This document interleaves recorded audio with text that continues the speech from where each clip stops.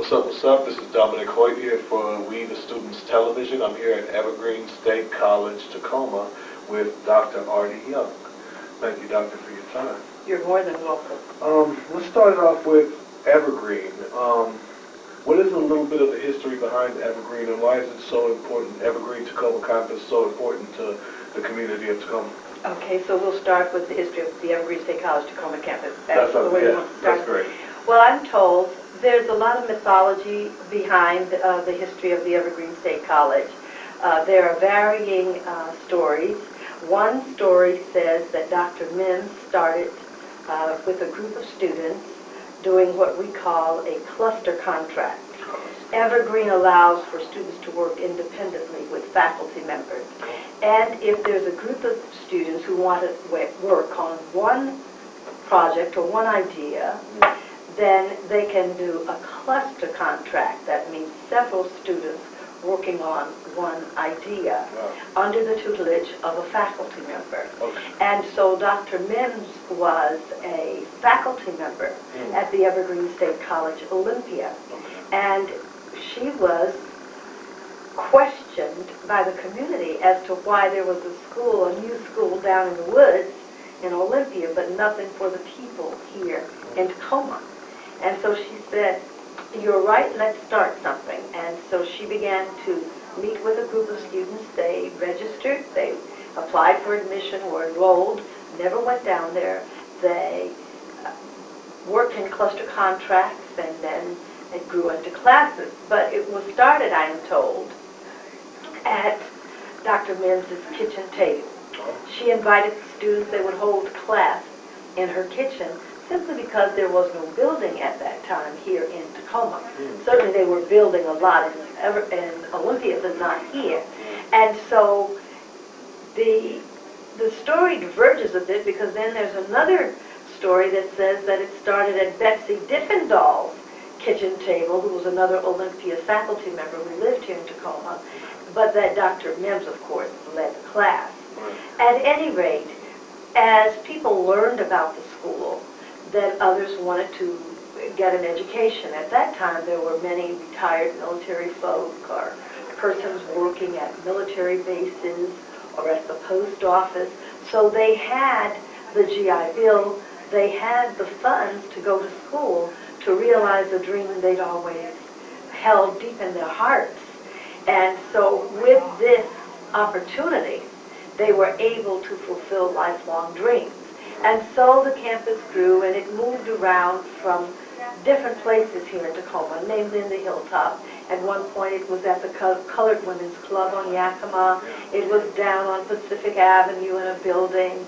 And then we were at 12th and I think it's K. And we really grew a lot there. That was a time when the campus changed to leadership as well. Dr. Mims had been the executive director because she had started this group of people who were showing up at graduation, and people down in Olympia were saying at graduation, "Where are all these black people coming from? We've never seen them before." But at any rate, it kept growing, and when Dr. Mims reached a point in her career where she wanted to retire, she handed the leadership over to Dr. Joy Hardiman.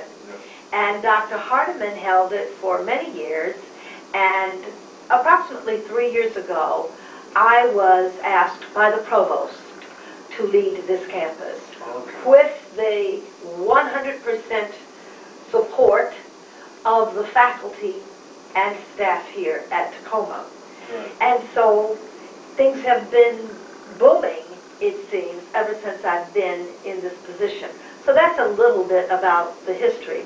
We've always catered primarily in the early days to African Americans, and then as we grew, we opened our doors to all. They were always open.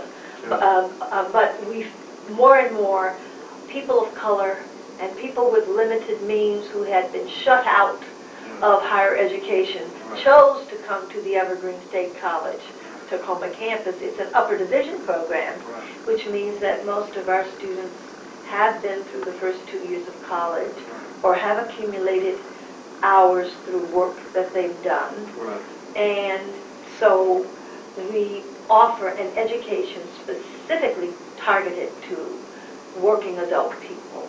Right, right. I hear a lot around campus, about this campus in particular, that this school, Tacoma Evergreen campus, offers an interdisciplinary education. Could you expand on that a little bit? Well, the college, that is the pedagogical foundation at the Evergreen State College, is interdisciplinary.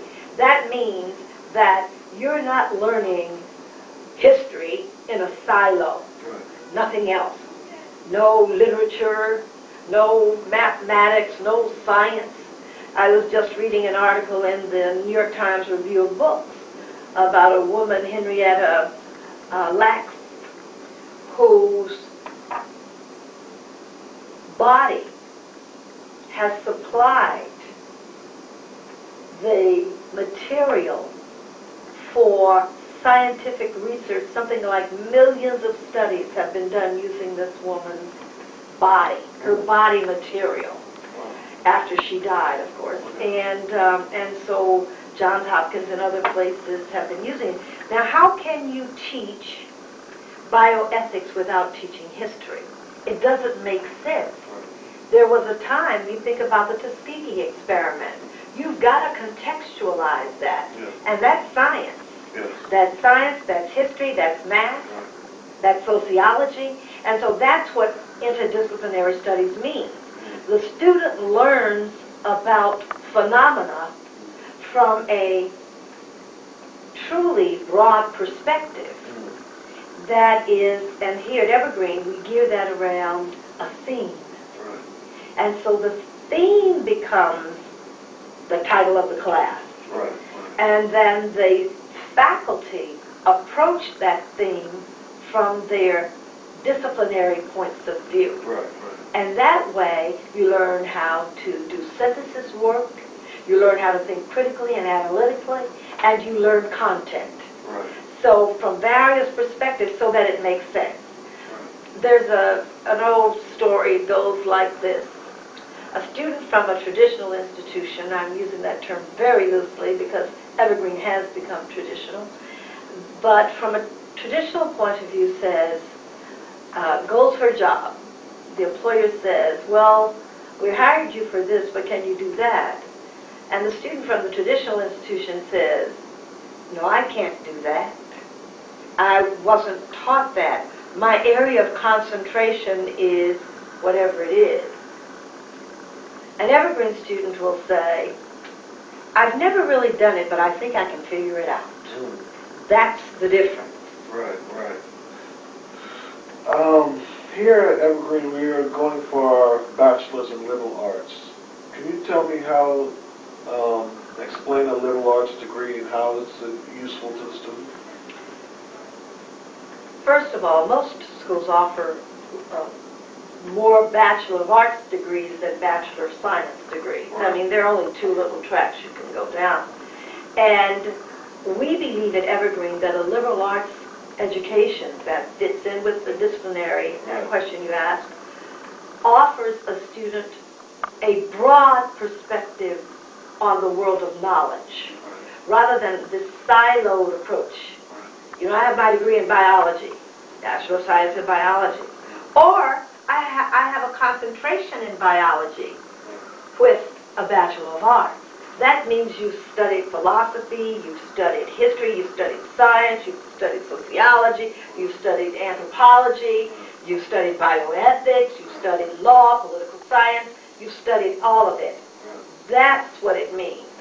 And so a liberal arts degree is in many ways a liberating degree, because a liberating arts degree, because it moves you away from this kind of calcified notion of knowledge.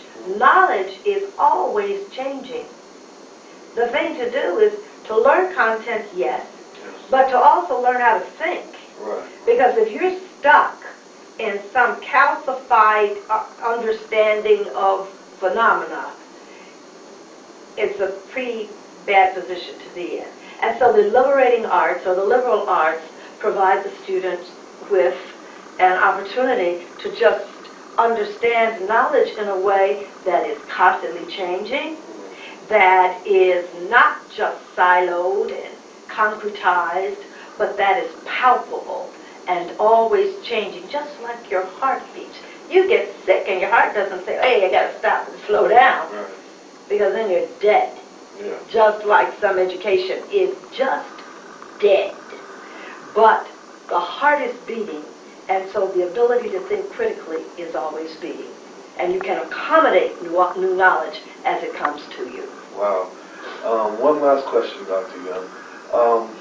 I think you already answered this, but I'll phrase it a way to end this off. Why would you suggest?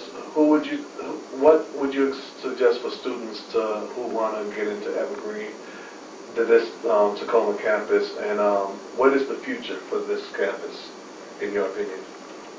And first of all, let me take the last part first. Sure. The first part last.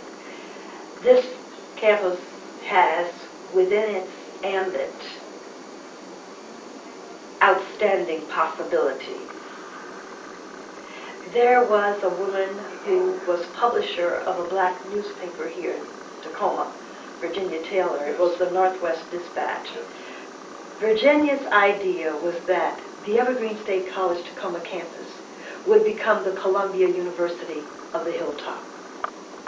What is occurring is that the Evergreen State College is the Harvard, the Columbia, the Morehouse, the Howard, the Fisk, the Hampton universities of the Hilltop.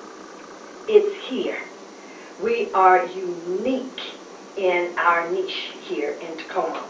We provide an education for those students who wouldn't ordinarily think about continuing, many of whom had already given up, some of whom had almost given up, but others who said, I will not give up.